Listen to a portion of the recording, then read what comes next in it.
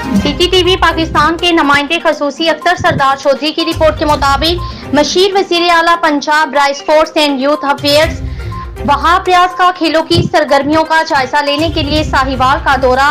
Sports board Punjab के ज़ेरे तमाम जिम्नेशियम हॉल में जारी coaching and training summer camp के दौरे के दौरान हाल की एयर कंडीशंस बंद होने पर इजहार नाराजगी। Coaching and training summer camp में बच्चों को 2 शिफ्टों में ट्रेनिंग दी जाए। मशीर वज़ीर आला पंजाब राय खेल और यूथ अफेयर्स वहाब रियाज की डिवीजन स्पोर्ट्स ऑफिसर्स को हदायत। तफसीलात के मुताबिक मशीर वज़ीर आला पंजाब राय sports and youth affairs Wahab Riaz ने खेलों की सरगर्मियों का जायजा लेने के लिए साहिवाल का दौरा किया।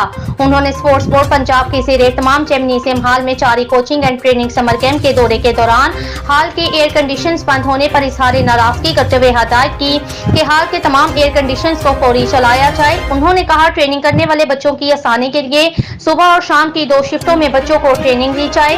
खेलों के लिए समर कैंप्स में ज्यादा से ज्यादा बच्चों की शमूलियत यकीनी बनाए। उन्होंने जफर अली स्टेडियम में ज़ेरे तामीर सेंट्रिक ट्रैक को 25 सितंबर से पहले मुकम्मल करने की हदायत देते हुए कहा ग्राउंड में लगी घास की देखभाल का बंदोबस्त भी किया जाए।